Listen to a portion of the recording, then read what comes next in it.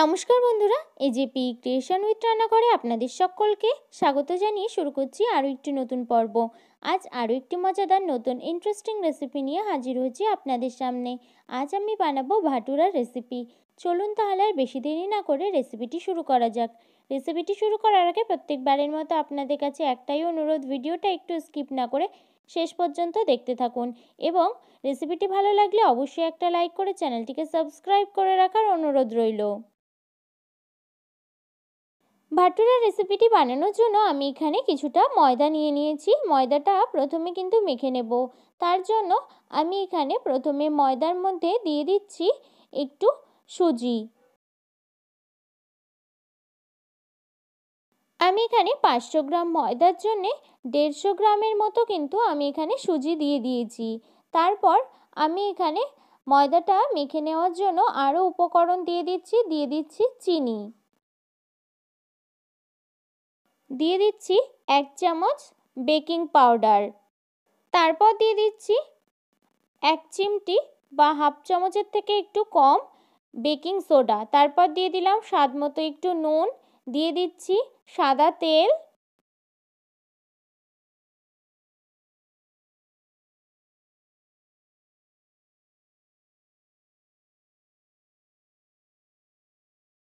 আমি কিন্তু এখানে 4 চামচ সাদা তেল দিয়েছি। তারপর সমস্ত উপকরণগুলোকে খুব ভালোভাবে কিন্তু মিশিয়ে নিতে হবে ময়দার সাথে। দেখুন বন্ধুরা, এই পর্যায়ে কিন্তু সমস্ত উপকরণগুলো ভালোভাবে ময়দার সঙ্গে মিশিয়ে নেওয়া হয়ে গেছে। আর আমি কিন্তু এখানে 150 গ্রাম টক দই দিয়ে দিলাম, দিয়ে আবারও কিন্তু ভালো করে খুব সুন্দরভাবে মিশিয়ে নিয়েছি। আপনারা দেখে বুঝতেই পারছেন, এইভাবে কিন্তু প্রথমে মিশিয়ে নিতে হবে। তারপর অল্প অল্প জল দিয়ে কিন্তু ময়দার একটা ডো বানিয়ে নিতে হবে। এই পর্যায়ে ময়দার ডোটা আমার রেডি হয়ে গেছে।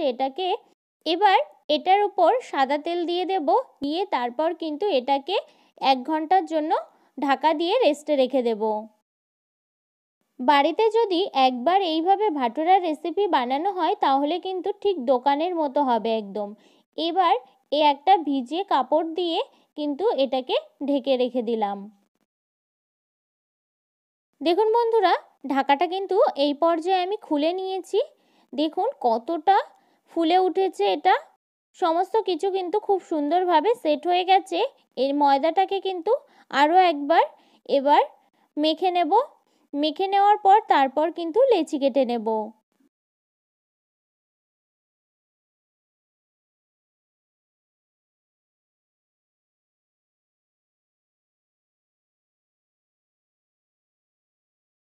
দেখুন বন্ধুরা, এই পর্যায়ে লেচিগুলো কিন্তু আমার কেটে নেওয়া হয়ে গেছে। এর উপরে একটু তেল কিন্তু আমি দিয়ে দিলাম, দিয়ে এটাকে কিন্তু ঢাকা দিয়ে রেখে দেব আরও 15 থেকে 20 মিনিটের জন্যে। এই পর্যায়ে 20 মিনিট পর আবার ফিরে আসলাম। তারপর এবার একটা লেচি নিয়ে কিন্তু বেলে নেব।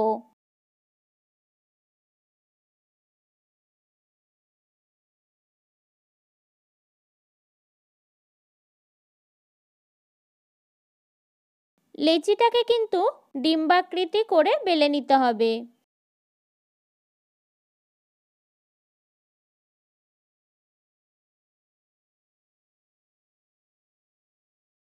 ভাটুরাগুলো ভেজে নেওয়ার জন্য আমি কড়াইতে আগে থেকে তেল গরম হতে বসিয়ে দিয়েছিলাম। তেলটা কিন্তু এই পর্যায়ে গরম হয়ে গেছে। আমি এবার একটা ভাটুরা কিন্তু দিয়ে দিলাম।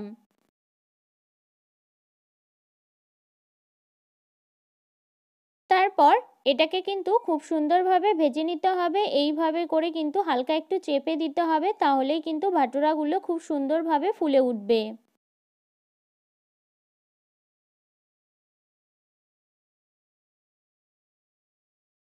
দেখুন বন্ধুরা, এইভাবে চেপে দিতেই কিন্তু ভাটুরাটা কত সুন্দরভাবে ফুলে উঠেছে।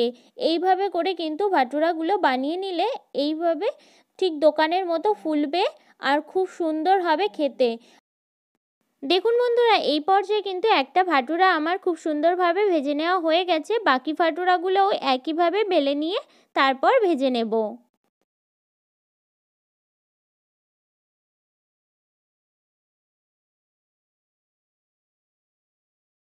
দেখলেন তো বন্ধুরা, কত সুন্দরভাবে ফুলে উঠেছে এই ভাটুরাটাও। এইভাবে করে ভাটুরা বানালে কিন্তু সমস্ত ভাটুরাগুলোই এইভাবেই ফুলে উঠবে। দেখুন বন্ধুরা, এই পর্যায়ে কিন্তু সমস্ত ভাটুরাগুলো আমার রেডি হয়ে গেছে। এইভাবে করে একটিবার হলেও ভাটুরা বানিয়ে খাবেন বাড়িতে, খুবই ভালো লাগবে। আমার এই ভাটুরার রেসিপিটি যদি আপনাদের ভালো লেগে থাকে তাহলে অবশ্যই একটা লাইক করে দেবেন এবং কমেন্টের মাধ্যমে জানাবেন আমার এই রেসিপিটি আপনাদের কাছে কেমন লেগেছে, এবং বেশি বেশি করে শেয়ার করে আমার পাশে থাকবেন, আমাকে আরও উৎসাহিত করবেন। আর আপনি যদি আমার চ্যানেলে নতুন বন্ধু হয়ে থাকেন এবং আরও নিত্য নতুন ইন্টারেস্টিং মজাদার রেসিপির আপডেট পেতে চান, তাহলে প্লিজ আমার চ্যানেলটিকে সাবস্ক্রাইব করে পাশে থাকা বেল আইকনটি প্রেস করে অল নোটিফিকেশন অন করে রাখবেন, যাতে সমস্ত ভিডিওর আপডেট আপনি ঠিক সময় পেয়ে যান। আজ এই রেসিপিটি এই পর্যন্ত। আরও একটি মজাদার নতুন কোনো ইন্টারেস্টিং রেসিপি নিয়ে আপনাদের সাথে দেখা হবে আরেকটি নতুন পর্বে। সবাই সুস্থ থাকবেন, ভালো থাকবেন এবং সাবধানে থাকবেন।